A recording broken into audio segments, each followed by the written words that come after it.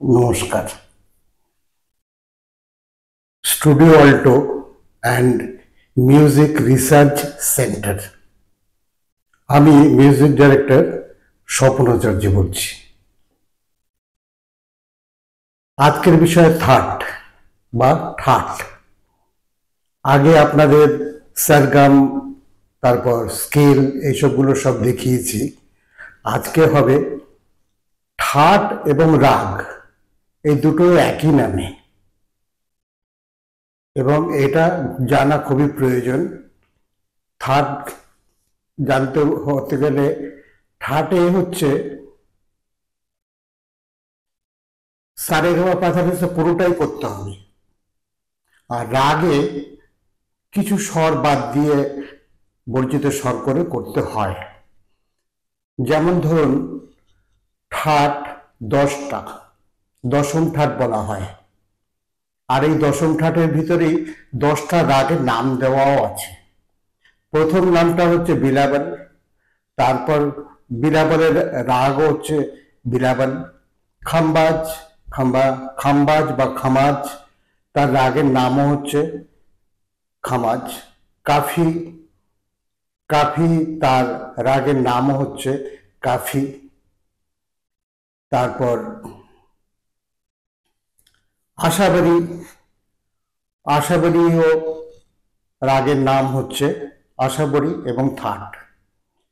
তারপর হচ্ছে ভৈরব বা ভৈরব, তার নামও থাটে এবং রাগের নামও একই। এরপর কল্যাণ, কল্যাণ থাটে করিমা দিয়ে হয়, এবং এই কল্যাণ থাট সারেগামা পাধানিসা যেমন হবে তেমনিভাবে কল্যাণ থাটেও একই ব্যাপার। কল্যাণ রাগের নাম ইমন, ইমন কল্যাণ, বিভিন্ন ধরনের আরো রাগ আছে, এবং এগুলো সবই কল্যাণ ঠাটের মধ্যে পড়ে। তারপর হচ্ছে পূর্বী, পূর্বীর থাট আর রাগের নামও একই।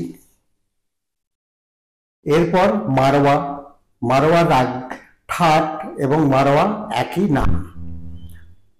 টোড়ি বা টোডি, এরও ঠাট একই এবং রাগের নামও একই। তারপর হচ্ছে ভৈরবী, ভৈরবী রাগের নামও আর থাট একই। এবার প্রথমে হচ্ছে বিলাবল ঠাট। বিলাবল ঠাটে সারেগামা পাধানিসা পুরোটাই শুদ্ধ স্বর লাগছে। খাম্বাজে কোমল নি লাগবে আর বাকি স্বর শুদ্ধ হবে। কাফি, তাতে কোমল গা আর কোমল নি লাগবে, বাকি সব শুদ্ধ স্বর লাগবে। কাফির পর হচ্ছে আশাবরী, আশাবরী তো গা ধা নি তিনটেই কোমল লাগবে, আর বাকি স্বর সারেগামা পাধানিসা সবই শুদ্ধ লাগবে। তারপরে হচ্ছে ভৈরব, ভৈরব বা ভৈরব, এর কোমল রে এবং কোমল ধা, আর বাকি স্বর শুদ্ধ স্বর। তারপর কল্যাণ, কল্যাণ হচ্ছে করিবা, বাকি স্বর শুদ্ধ স্বর। তারপর পূর্বী, পূর্বীরও লাগছে কোমল রে, করিমা, কোমল ধা, কোমল রে, করিমা, কোমল ধা। এরও এই তিনটেই কোমল রে এবং করিমা, কোমল ধা, দুটো স্বর কোমল আর একটা করিমা, করিমধ্যম। বাকি স্বর শুদ্ধ স্বর লাগবে। সারেগামা পাধানিসা, সানিধাপা মাগানিসা, এইভাবে সব স্বর। ঠাটে সবসময় সারেগামা পাধানিসা পুরোটাই লাগবে, ওখানে কিন্তু রাগের মতো করে হবে না। তারপর হচ্ছে মারওয়া, মারওয়াতে কোমল রে আর করিমা, বাকি স্বর শুদ্ধ স্বর। টরি, টরির আগে হচ্ছে কোমল রে, কোমল গা, করিমা অ্যান্ড কোমল ধা, বাকি স্বর শুদ্ধ স্বর লাগবে। ভৈরবী রে, কোমল গা, কোমল ধা, কোমল নি, কোমল রে, কোমল গা, কোমল ধা, কোমল নি, এইটা লাগছে, বাকি স্বর শুদ্ধ স্বর লাগবে। আর সব স্বরই সারেগামা পাথা নিসা সানি থাপা মাগা রেসা। শুদ্ধ স্বরে বিলাবলে সারেগামা পাথা নিসা সানি থাপা মাগা রেসা।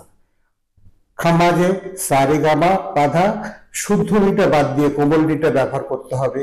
তারপর কাফি সারে কোমল গা করতে হবে, শুদ্ধ গা বাদ দিতে হবে, কোমল নি করতে হবে। সারেগামা পাথা নিসা সানি থাপা মাগা রেসা। আস্তে আস্তে করে, কোনো তাড়াতাড়ি নেই, আস্তে করে যত করবেন তত গলায় স্বর এবং কোমল স্বর সব ভালো মতন বসবে এবং তাতে গান ভালো হবে এবং সুরে ভালো গাইতে পারবেন, বেসুরো হবে না। রাগের নাম একই এবং থাটও একই। এটা গেল হচ্ছে রাগের থাট এবং রাগের নাম। এবার ধরুন আমি একটা এক্সাম্পল দিচ্ছি বা বলছি যে কল্যাণ ঠাট সারেগামা পাথা নিসা করিমা লাগছে। এখানে ভূপালী রাগ হবে 5টা স্বর দিয়ে, সা রে গা পা ধা সা।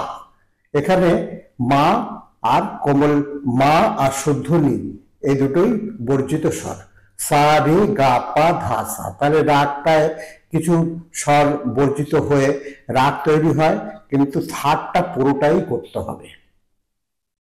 সা রে গা পা ধা সা সা ধা পা গা রে সা, এটা ভূপালিতে লাগছে। এইভাবে রাগের কিছু বর্জিত স্বর থাকে, কিন্তু ঠাটে পুরোটাই সারেগামা পাধা নিসা করতে হবে। আশা করি আপনারা বুঝতে পেরেছেন। যদি না বুঝতে পারেন তাহলে আপনারা আমাকে লিখে জানাবেন, আমি আপনাদের উত্তর দেব বা জানিয়ে দেব। এর পরবর্তী যে ভিডিওতে আমি দেব সেটা আরো ইম্পর্টেন্ট, সেটা হচ্ছে অলংকার বা পাল্টা। অলংকারটা খুব জরুরি, কারণ অলংকার দিয়েই কিন্তু প্রত্যেকটি রাগের তান তৈরি হয় এবং আলাপ তৈরি হয়। অলংকার পুরোটাই জানতে হবে। যেমন সারেগা সারে সাগা, রেগামা রেগা রেমা, গামাপা গামা গাপা, এখানে 7টা করে যাচ্ছে। তাহলে প্রথম যেগুলো হবে এগুলো সব আমি পরে জানিয়ে দেব, পরের ভিডিওতে আমি জানাবো। এটা খুবই দরকারি। সারেগা সারে সাগা, রেগামা রেগা রেমা, গামাপা গামা গাপা, মাপাথা মাপা মাথা, এইভাবে যেতে হবে। আবার উপর থেকে যখন আসবেন তখন সাধা নিধা সানিধা, নিপা ধাপা নিধাপা, ধামা পামা ধাপামা, এইভাবে আসতে হবে। তো এইসব বিস্তারিত ব্যাপারটা আমি সামনের ভিডিওতে আপনাদের জানাবো। আজ এই পর্যন্তই। ভালো থাকবেন সবাই।